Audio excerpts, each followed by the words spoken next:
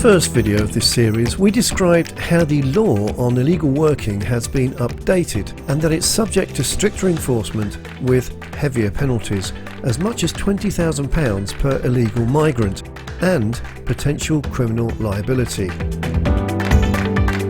Danjay Damhar of Newland Chase, a global immigration company, provides support and guidance on right-to-work legislation and the recently updated Immigration Act. He explains what employers should be doing. The most important point is for all employers to be checking documents. I think over the years since this Act was introduced, employers have unfortunately let their standards fall by the wayside. They haven't been as diligent as they should be. To address this, we're going to show you when and how to check for someone's right to work in the UK. So, when should documents be checked? You should have proof that documents have been checked before or on the employee's first day. It's best to have a consistent company approach to this. If they've forgotten their passport or any other proof that they can work, they absolutely cannot start work until you've checked it. The government has created an employer's right to work checklist to show which documents are acceptable as proof that they have the right to work. It's a good idea to print this out and to use it whenever you need to carry out a check. The list is divided into A and B, and you should make sure that the person gives you documents from either of these lists. If you are presented with a document from list A, you will not have to carry out any repeat right-to-work checks for this person throughout their employment with you. If you're given a document from list B, the person has a limited right to work and you will need to carry out follow-up checks before their right to work expires. Remember, the person can only give you a document from one of these lists. Driver's licenses and utility bills are not there and so are not acceptable as proof of right to work.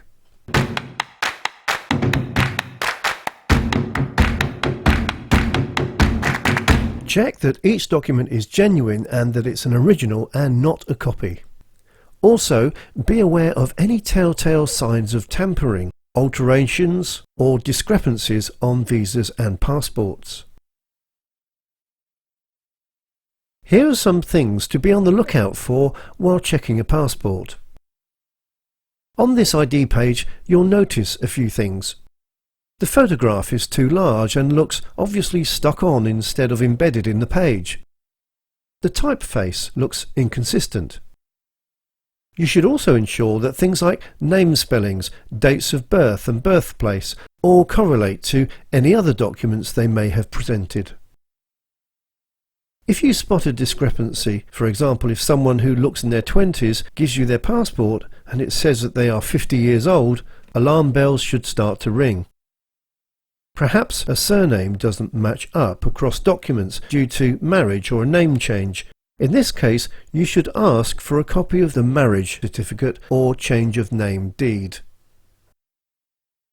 When you study a passport, you'll realise that they're very intricately produced with many fail-safe security measures. Watermarks are made visible by shining a light through the page. Security fibres appear in a random pattern across the paper, either plainly visible or by using an ultraviolet light. If you have a UV light available, you'll notice that this can reveal many hidden patterns and images virtually impossible to create by forgery. Holograms are on a photo-sized patch and attached to the underside of the laminate. They're incredibly difficult to forge.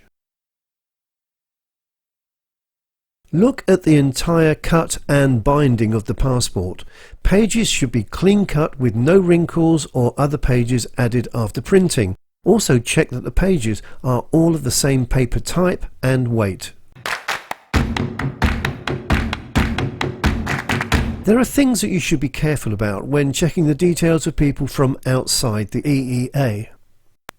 They will either have a visa in their passport or they'll have a biometric residence permit.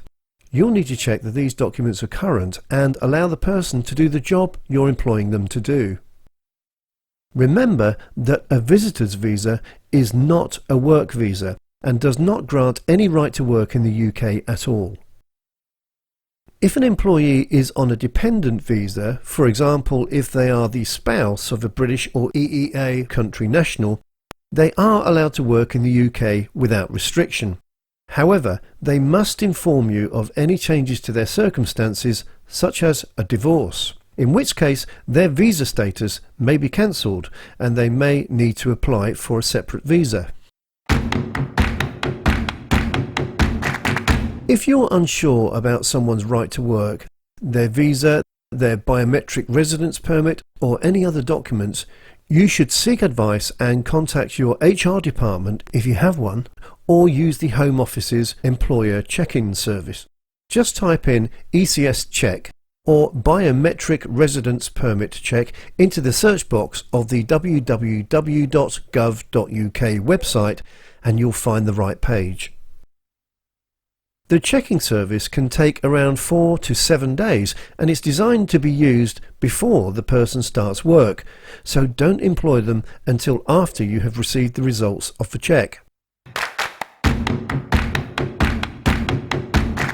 Take a good quality copy of each page or document that contains identification information and sign, date and print your name on the copies. It's very important to get this right.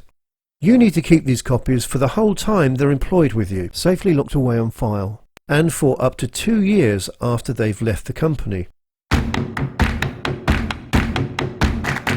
Here are some common pitfalls you'll need to avoid.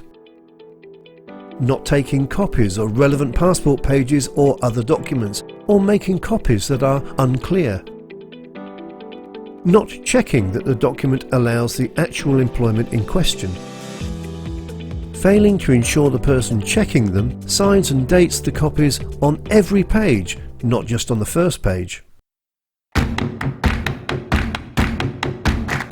Forgeries are prevalent, including documents that are fraudulently obtained, doctored, or even completely forged.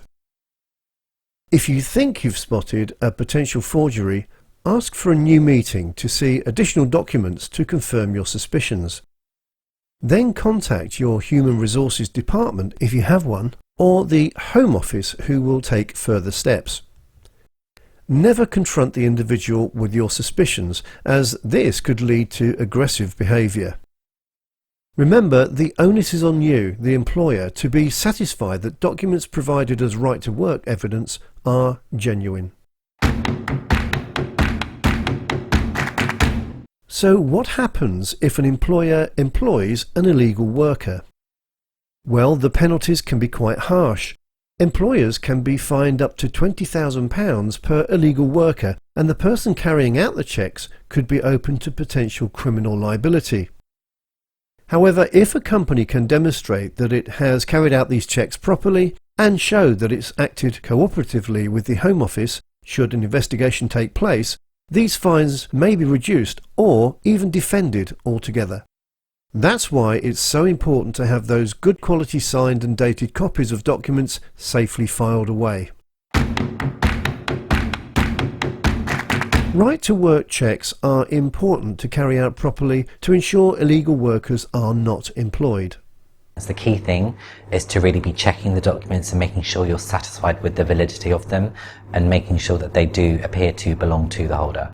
But don't worry, we won't need to turn ourselves into CSI detectives. We just need to ensure that all passports, visas and other documents have been checked with reasonable care.